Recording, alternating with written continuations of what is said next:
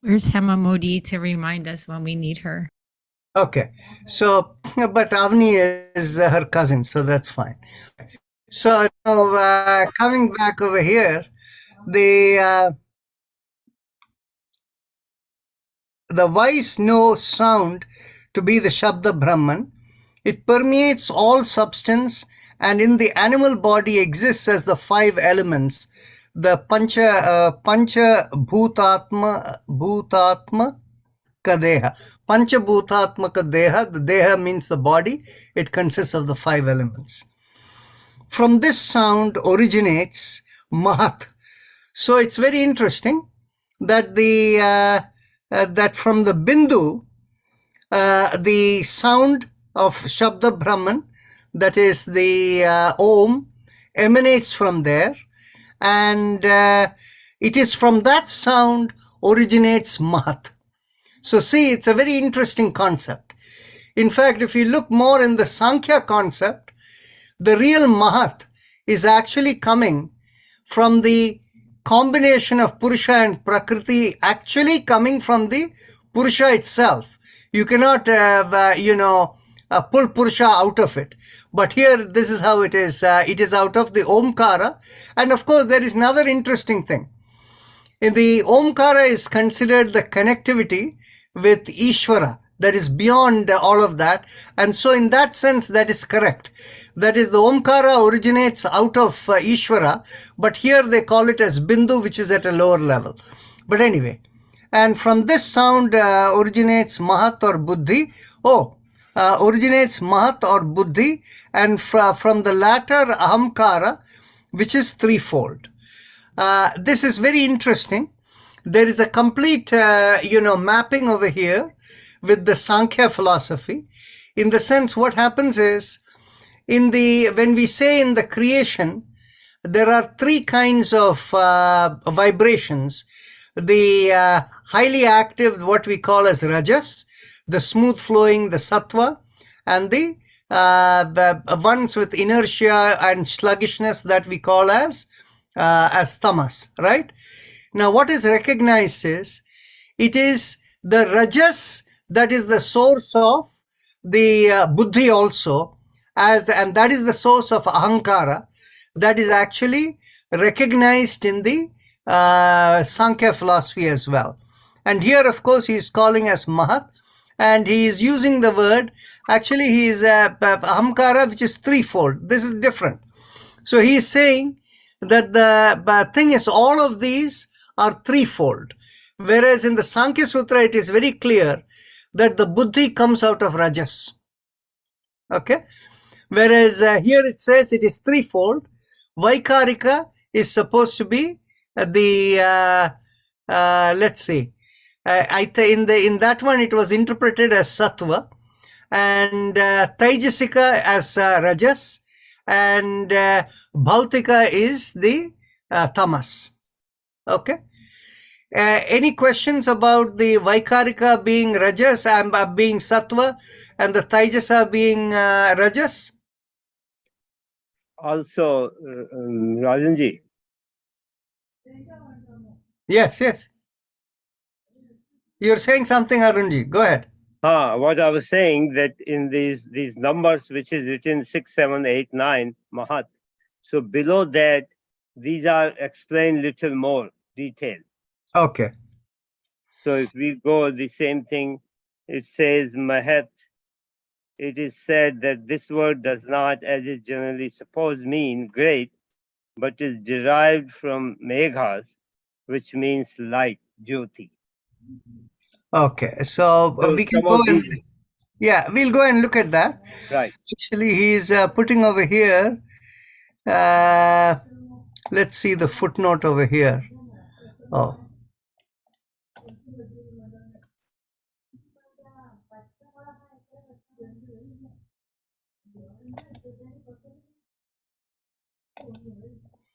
Okay, in the footnote. Naranji, by the way, you are not sharing though. No, I'm not sharing the screen. Okay. Yes, all of you have it, right? Would you like me to share the screen? No. I think this is better, because that way the attention is on the boys, not reading the stuff. Yeah. Okay. So now, in this particular this thing, the initial light, Prakriti by contact with the light, Jyoti, is Chinmatra that he explains. So what he, in the footnote he puts as the light that Prakriti comes in contact with, he calls it as Purusha. Okay? He puts it in a footnote. And then the Chinmatra, that is Chitta alone, that is she who is the first place, who in the first place, Tattva, a mere thatness, quickens under the influence of Chit or consciousness, which according to the Sankhya system, she reflects, then she longs to create and solidifies and appears as Bindu. So this is how the verse is variously and is quoted variously and reads also Chinmatra referring to the light. Then the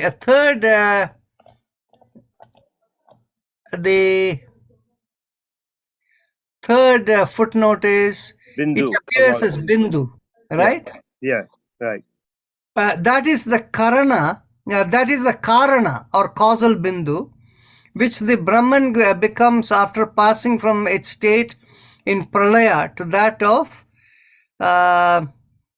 Vichikshesha, whatever, when karma ripens. So when karma ripens, then in which case the causal body is coming out of the Bindu.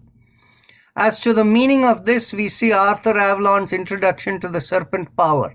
So he quotes over there. And then number 4 is Nada. So in the case of Nada, he's giving something over there in Sanskrit. We'll not go into it. Nada is simply vibration or sound. And then the number 5 is again Karya. Yeah. Bindu as Nada. Yeah. That is the Karya or effect Bindu, as Nada is the Kriya Bindu. Okay. So he is looking at the Bindu as the Kriya, the one that activates, and he is looking as the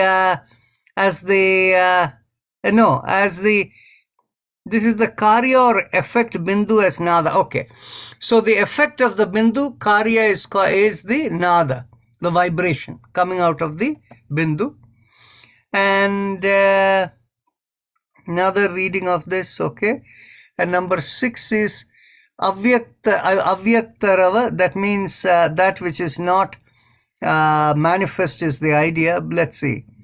Raghava Bhatt's commentary on this is Woodruff Shakti, okay. Number 7, Sound Brahman, Shabda Brahman, okay. So number 7 is Shabda Brahman. Number 8 is Swasamveda Swarupa.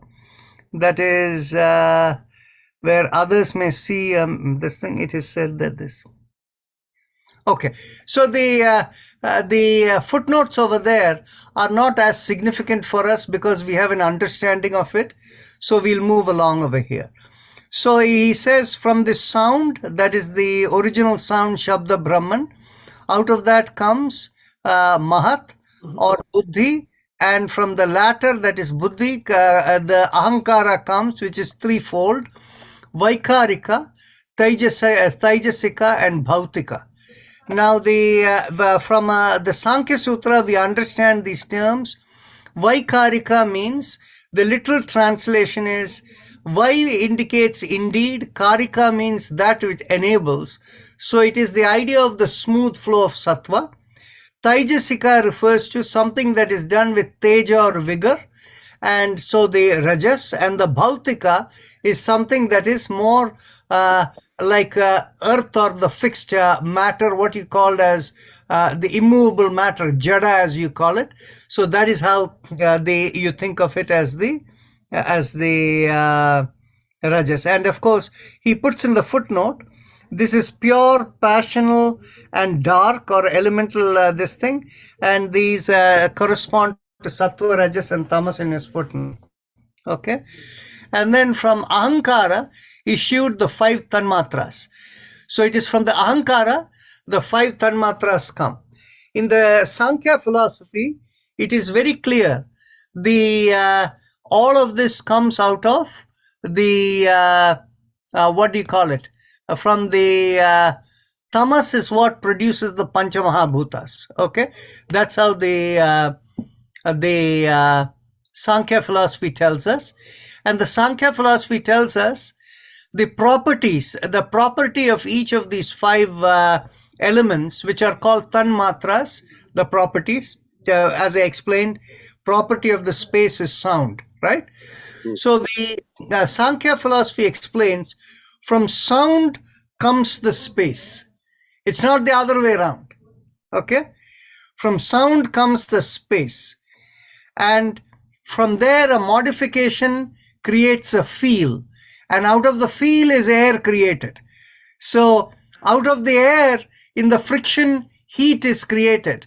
And out of heat comes fire. Form is created. From form comes fire. So this is how it is explained in the Sankhya system. So let's continue. So from Ahamkara issued the 5 tanmatras, from which were developed the 5 gross elements. So he's saying the same thing as the Sankhya philosophy, namely ether, air, fire, water, and earth. And I don't think we need to worry about the footnotes since I'm explaining them any case and we know it. So from Ahankara through Shakti with Guna and Dosha, urged by Kala, sound is produced. So from Ahankara through Shakti with Guna, and so Shakti we will understand as the Prakriti, urged by Kala. The Kala is the time that modifies the flow of the 3 gunas. Sound is produced, and from sound, ether or akasha. So from the property of the space is created. And from ether, air, vayu, from air, fire, and from fire, water, and from water, earth. The mandala of ether, the mandala means the zone or the domain of operation. The mandala of ether is circular and of air hexagonal. That is very interesting. The mandala of ether is circular and of air is hexagonal. And of fire triangular, and that of water resembles of crescent moon, and of earth is square. So Ashokji, isn't that interesting? We have to ponder on it. We'll have to ponder on it. Yes. Huh? Yes, we'll have to, because this is quite contrary to at least the understanding that you and I developed so far. Exactly. So we have to ponder on this. Okay. So ether.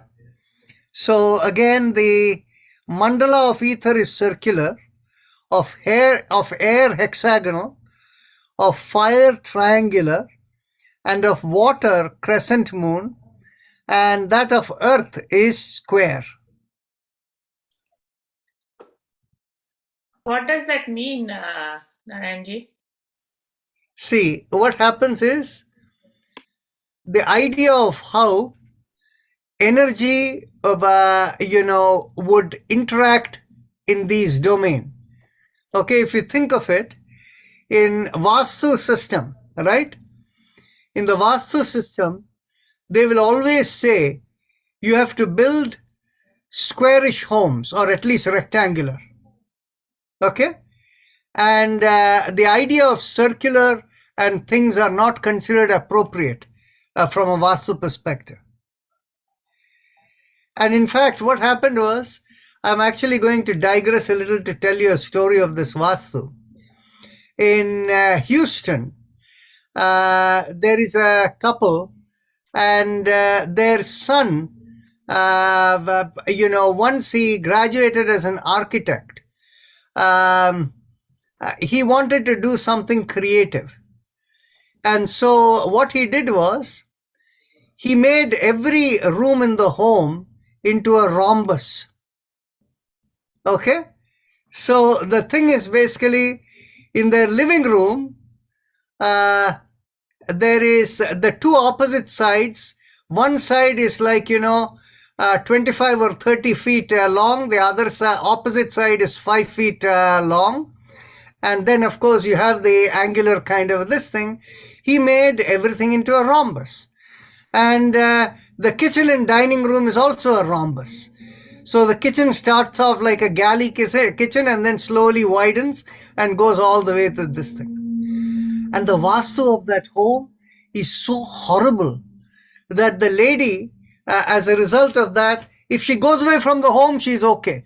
The moment she comes back, and what happens is that lady's sister has a home that is opposite them that is built like a normal home. And every time she goes there, she feels good. But then once she comes back, and then, of course, there are so many other issues and things. But the son, because of the son made this kind of, I told them, sell this house, get out of here. But so, but any case, the concept of square on the earth is very interesting. And it's very interesting. The water represents the crescent moon. If you think of water representing crescent moon, from a, what do they call it? The Japanese system where you look at, you keep certain things here, there, like Feng shui. Feng shui. Feng shui. Exactly. That's not Japanese, Chinese, right? Yeah. From a feng shui perspective, a waterfall is a good thing to have.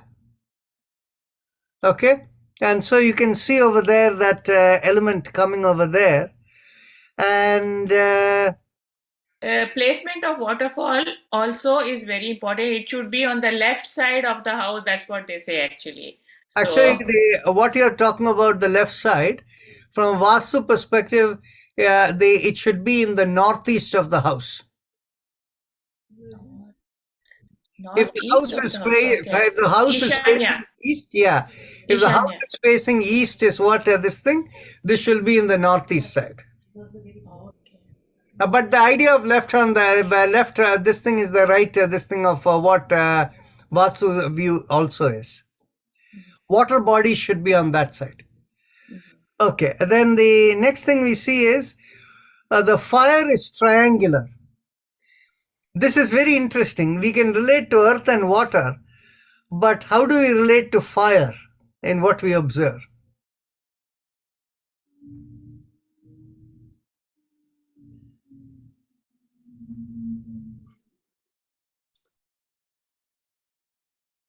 See, from my perspective, Rajanji, the most interesting one is talking about space as circular mandala.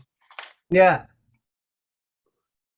Because I think the symbols are the same as for the chakras. Mhm. See, the square, the crescent, the triangle, those are the same symbols that are used in the chakras. That is right. That is very interesting that you point out. Thank you so much for pointing out. Because the 5 chakras represent the 5 elements. And then, of course, the Agnya chakra and the Sahasrara are in a different category. It's very, very interesting. So, Ashokji, for us, what we were talking about is here, the Panchabhutas are already in the 3-dimensional world we see. Right. That is how they are explaining it. Mhm. Whereas when we talk of it relative to the relative to zone 2 and 1, where the way in which the unblemished Panchabhutas exist. Right. See, this, to me, it seems that the Tantra philosophy is getting quite mixed up in trying to explain things. And if you go to Sankhya philosophy and Yoga Sutra, that is, I think, a better source for this kind of understanding. That is absolutely true. That is why this is considered a secondary document. Yeah, see, I read through most of the English translation part, and that's the impression that I got. Uh-huh. that when they start getting into tremendous details, Yeah. they really get away from deeper understandings and are trying to explain, which I would say at not such a deep level. So they come across as assertions without necessarily having much basis. Yes. That's my impression. That's my impression too. But I'm looking to see, you see, from here, they leap into some of these aspects about the nature of matter and how organisms grow, healing happens, and things like that they get into, right? Yeah, so some of that I read, I don't quite agree with or understand the perspective that they're putting together. Uh-huh. I think that the people who wrote this did not have deep enough knowledge. So they're trying to explain in some terms that they're inventing, and then they're trying to explain within that framework. Like And this whole business about Ahankar coming that high up, I don't know if that is true. So there are different kinds of things that I cannot really understand or reconcile that with what I've learned from you in Sankhya philosophy and Yoga Sutras, and also from the science end of things. see, from a foundational standpoint Right. of the Sanatana Dharma, it is very, very clear that the 6 ancient philosophies may be used along with the Vedas as the basis of understanding everything. Whereas on the other hand, every other thing that is there, whether it is the tantras, the agamas, the temple practices, all of these, and the Puranas, they are all considered what you would call blemished items, where they are mixed up with other things which are based on beliefs and things like that. So they do fall into a lower category. It's not a question of lower category, Narayanji. It's basically the question also that when some of the things that they're saying in the light of the other philosophies don't make sense, Yes. that's when I get concerned. Yes. So in other words, they are not even worth looking at, is our thinking, right? That's what my thinking is. And that's what I've been meaning to come to talk to you about. Okay. So what we will do is, let's finish the first chapter over here today, and let's go into rethink whether it's worth even going through this whole thing. First chapter is the only worthwhile chapter. Later they get into all kinds of other details about how to give this kind of, pray for this god or that god, and what are the procedures and such things. Yes. Which are clearly not our focus, at least not my focus at all. Exactly. Okay. So let's proceed over here. The shapes of all of these mandalas doesn't mean much to us over here any case. So the next is ether contains air, and air fire, fire contains water, and water earth, and in earth is all that is moving and motionless in the universe. From Ahankara also issue the 5 organs of action, karmendriya, namely the anus, feet, genital, mouth, and hands, the functions of which are excretion, walking, procreation, speech, and the power to hold. So these are the pancha karmendriyas, Shobha, right? And then the 5 organs of knowledge, jnanendriyas, are eye, ear, nose, tongue, and skin, and the internal sense, manas. This is very interesting. Manas, from a standpoint of Sankhya, is considered separate. Here they are looking at eye, ear, nose, tongue, 1, 2, 3, 4, 5, and skin, which is 5. And of course, the 6th one is manas. That's correct. Okay? And from the combination of these elements, the whole material world or prapancha is produced. Mula prakriti is prakriti only. Mula means the word is a root. But Mahat, Ahankara, and the 5 Tanmatras, these 7 are both Prakriti and Vikriti. This is interesting. That is, Mahat, Ahankara, The five tanmatras, these are both prakriti and vikriti. And just to make sense of it is, vikriti means anything that is changing, right? Anything that changes. So because in the process of once time starts flowing, everything begins to change.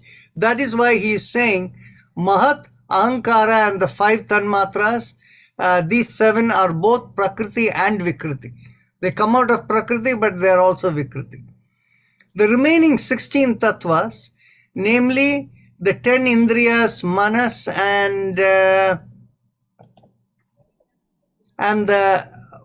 Five Mahabhutas. yes, and the Panchamahabhutas are purely Vikriti, because what happens is they are the created elements, and they are called the 16 Vikaras. Vikara means blemish. The 8 Prakritis are Avyakta. Mahat, Ahankara, and the 5 Tanmatras, and the last 7 are also Vikritis of Prakriti. The Karanas are Buddhi, Ahankara, Chitta, and the Indriyas.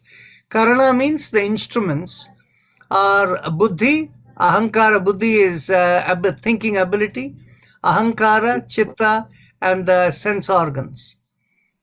Narayana then gives the division of time from the minutest, namely lava, to the duration of Brahma's life, and all of this. This is really is not helpful.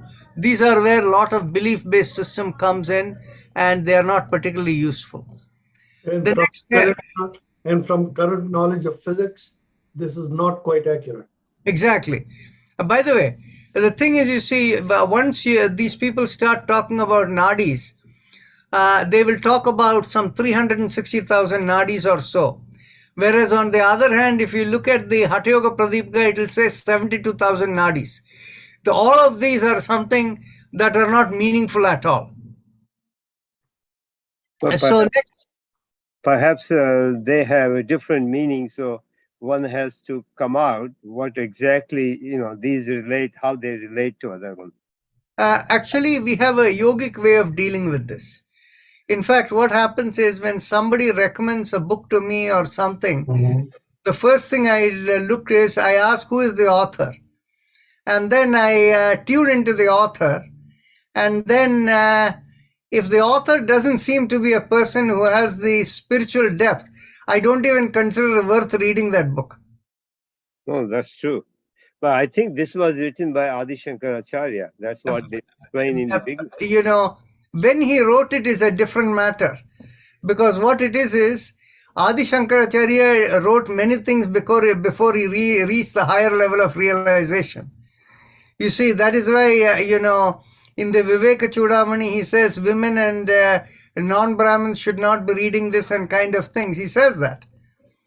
So the thing is basically he is not. It was only at the age of 28. He disappeared at 32.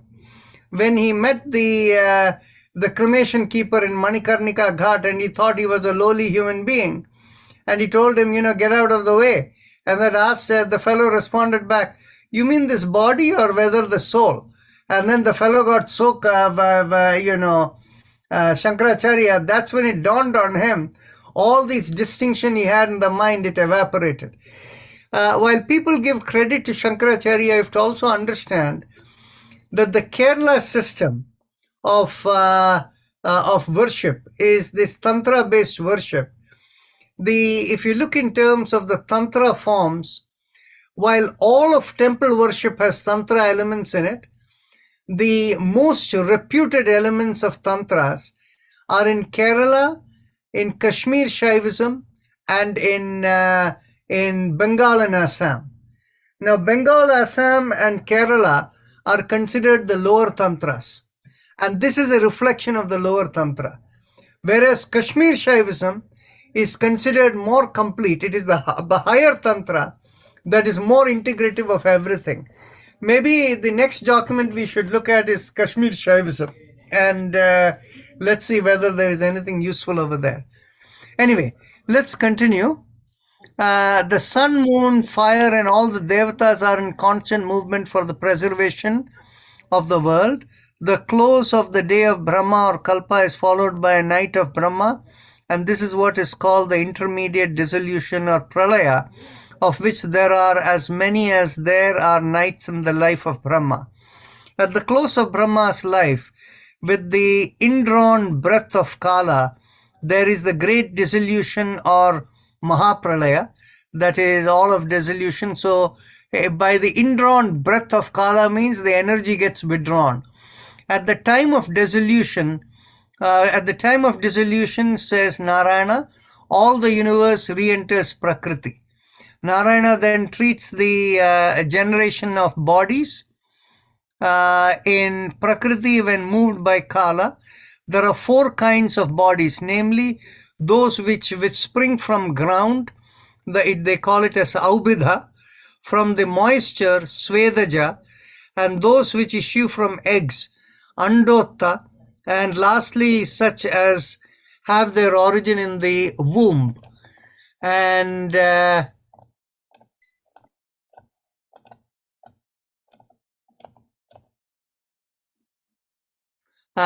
from the womb, that is the uterus. Motionless things such as trees are called Audbijas as they pierce through the ground. The Svedajas originate from the combination of the 5 elements. The Andajas or Andotas are produced by Shukra, semen, and Shonita, female ovum, and are formed into a ball. The Jara Yuja, sprung from the uterus, is the result of sexual intercourse born with a body which contains the 24 tattvas. See, now he has gone into 24 tattvas. So he's coming back to the Sankhya kind of thing. Or nerve force takes the discharged semen and then mingles it with the seed of the Shonita. The seed of the female is called Maya and the male is Karmaka. He gives names for it. The uterine air nourishes the united seed, the Bija, which are called Anava, and in which in subtle form 24 tattvas exist. If there be a preponderance of Shonita, the child becomes a female. If the proportions are even, the child becomes a hermaphrodite, and when Shukra predominates, then the child becomes a male. The combined seeds in the course of the day by the action of air, fire, and water solidify into a body the size of the mother's thumb. Next day, the embryo becomes a frothy body, and these are all not quite right. In fact, this is complete nonsense. Right. Okay. Next day, the embryo becomes a frothy body. This thing in the course of 15 days, it becomes quadrangular in shape. This thing. These are completely unscientific, and there is a nadi on each side of it. That on the left is Ida Pingala nadi, and by the way, this business of these, here they talk about additional nadis besides the 5 flows that we talk of. They talk about such nadis called Hastijihva, Pusha, Ambusha, Yashaswini, Shankhini, and Kuhu. By the way, this is there in the Hatha Yoga literature also. And the thing is, you see, but this is not there in Ayurveda. Okay? And so this is where we come to see that the entire Hatha Yoga and the Tantra Yoga system, influence of them, there are a lot of things which we cannot treat as authoritative. Somebody's imagination gone wild. And then let's see over here. As it goes on to increasing the kala, this in the case of forget it. This is nonsense.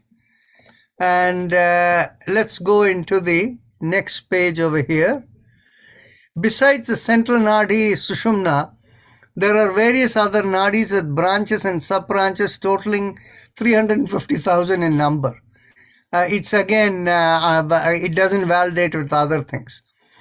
Vayu passes through the body by means of these shiras, nadis. Vayu is spread all over the body from the Muladhara upwards, proceeding along the Ida Pingala towards the nostril. Okay, nostrils, and thereafter stops at a distance of 12 finger breadths therefrom. This is very interesting. In all of these literatures, particularly related to the Hatha Yoga and the Tantra system, they have measurements based upon the finger width. And if you look at finger width, what they're saying is this is where the nostrils are, and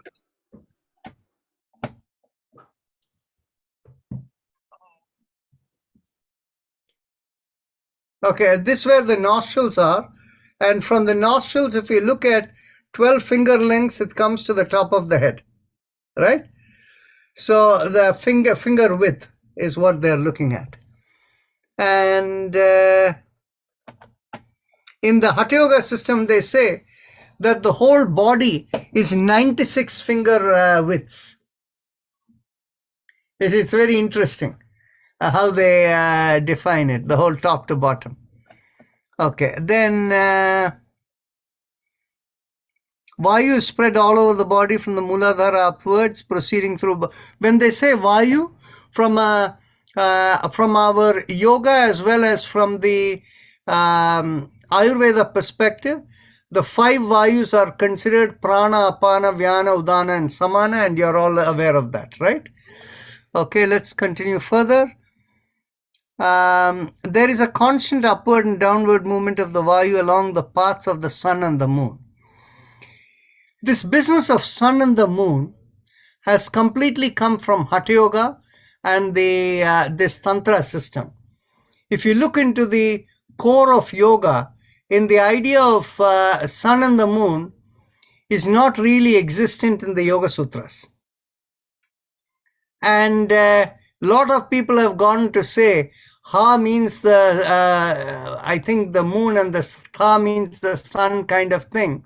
So all of these are not anything that we can consider as truly reliable. Different views are held about this consciousness Chetana, and then this is ridiculous. You know, if it is Narayana who is speaking, he is speaking like a scholar and not as an authoritative person. Okay? He is saying different views are held about Chetana. Some speak of it as the effect of Shukra and Shonita. Others as produced by the food taken by the mother. Others say that it is the product of rasa, of the food or lymph child. Some speak of it as the effect of karma. Others as a manifestation of the Paramadhama. Some again say that the body and Atma, which means this whoever is this person over here in this book, who is supposed to be that this man calls Narayana or the Supreme, that person is, you know, from a yoga perspective, we say Ishvara is the source of all knowledge, right? That person cannot be saying it could be this or it could be that, right? So this is utter nonsense. And by the way, this is the style by which, if you ever, any of you here read the Yoga Sutra by B.K.S. Iyengar? No, not worth it at all. It's toilet paper. You know, the thing is basically, that person goes like this too. He said, it could be this, it could be that. If you don't know what it is, don't talk about it, right? So anyway, then the last, paragraph of this first chapter is, Narayana then says that the great Mahiyasi, Prakriti is distinguished by the gunas and is Tridosha. She pervades and possesses the qualities of the 5 elements. The 7 substances or fundamental principles are her characteristic. She is Saptadhatu Bhinna. She is the Indriyas, both in the 5 Karmendriyas. She is the Pancha, this thing. She issues from the unmanifest state, her proximity.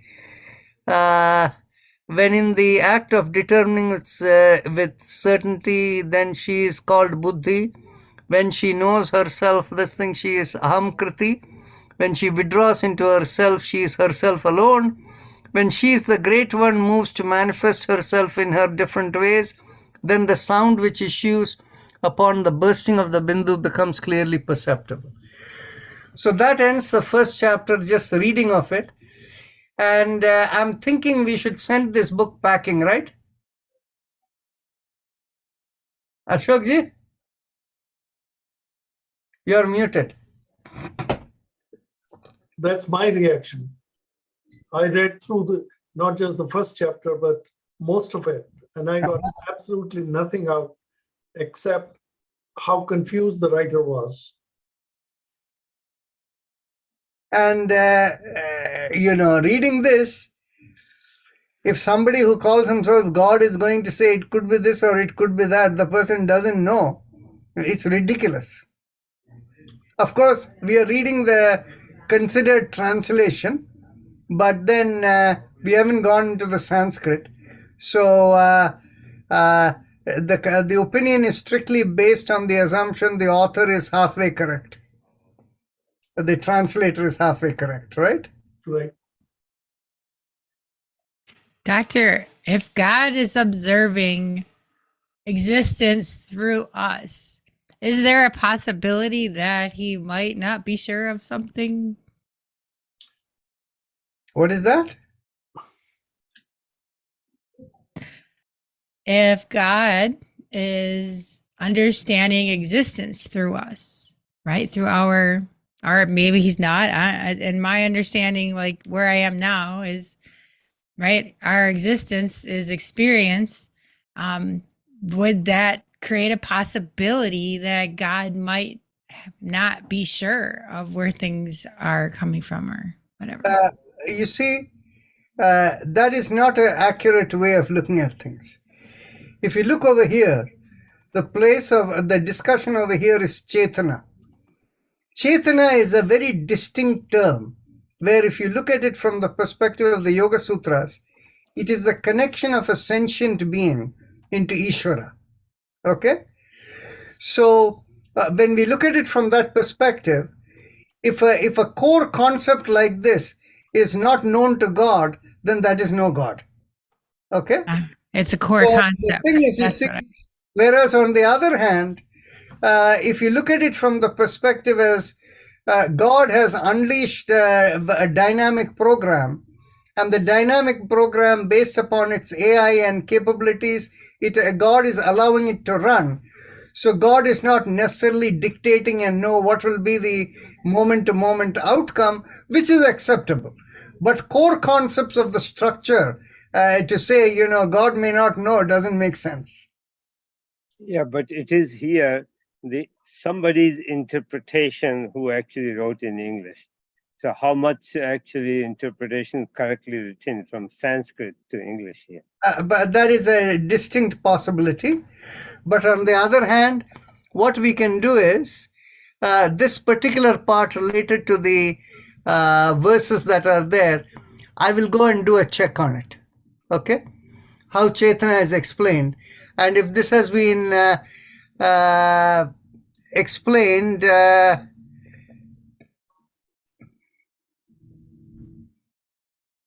no. This is this so-called Narayana speaking, not me. So, So my question is, should we just reject this and go to like Shiva Sutras might be more interesting to look at? No. Shiva Sutra is okay, yeah. But Shiva Sutra is a Kashmir Shaivism document. By the way, for everybody over here, Shiva Sutra is a very different document from Shiva Samhita. Shiva Samhita is in the same category as this document.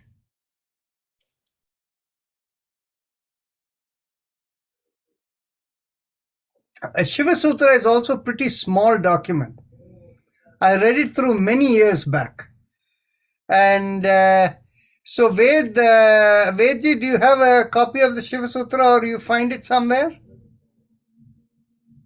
No, I don't have a copy, but I can look for it. I see. I have a copy somewhere in my stack of books. I can look for it. But the Shiva Sutra is not such a extensive work. It's a relatively easy. And in fact, the Shiva Sutra concept is very simple about explaining the 4 upayas of Kashmir Shaivism. There are 4 types of people in the world, and for each of them, their upaya is like this. That's all it explains. So maybe we should go higher and get into Kashmir Shaivism then. See, the question in my mind is, where can we make sure that we are looking at a complete, comprehensive, and authoritative document? You know, this Vijnana Bhairava Tantra is considered part of Kashmir Shaivism. Okay, I have not looked at it myself. However, what happens is, I'll explain to you in what way Kashmir Shaivism is different from that of Bengal and Kerala, Bengal, Assam and Kerala. It is different in the sense, there is Shiva Sutra of Vasugupta that Jyoti has put on she has put a link over there. You put 2 links over there, Jyoti? Which is Yes, better? the first one I have not downloaded, but the second one is a small booklet. Looks like it has the sutras in Sanskrit also. Yeah, but that's only, I don't think there's anything in English in that one, Jyoti. Yeah, the second one doesn't have English. It also has Sanskrit and English, the first one together, right? Very nice. Very nice. We can use the Shiva Sutra.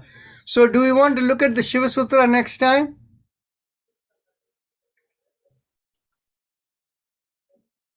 I think we should still continue this and go a little more, couple of more chapters. Okay. Everybody okay with that? I know Ashokji is not, but anybody else? Remember at retreat where you read to teach us what not to believe, what we did last year? Not this year, last year. What did we go through? Samhitas? Yeah. That Shiva Samhita, that is the nonsense. Yeah. I think we should go to the Shiva Sutra. Huh? Shiva Since Sutra. it's a small one, Shiva Sutra, I think we should go there and come back to this if need be. Okay, let's do the following.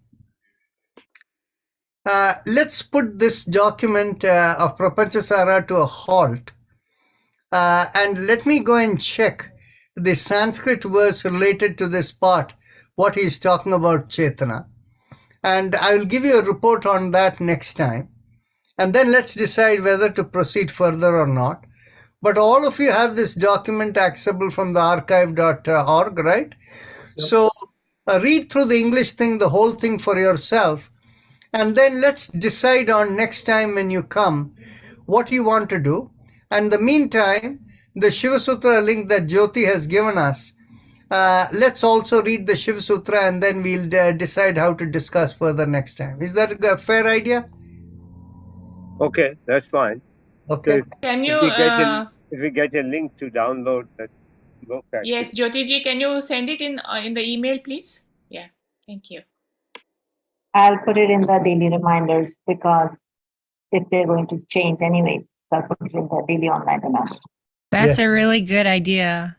I wanted to tell you that, Avani, to put it in our everyday. Thank you. Okay, thanks. So we'll close for today. Okay. Namaste, everyone. All right. So namaskar and good night, everyone. Good night. And Rajanji, I'll be calling you in a minute. Yes, sir.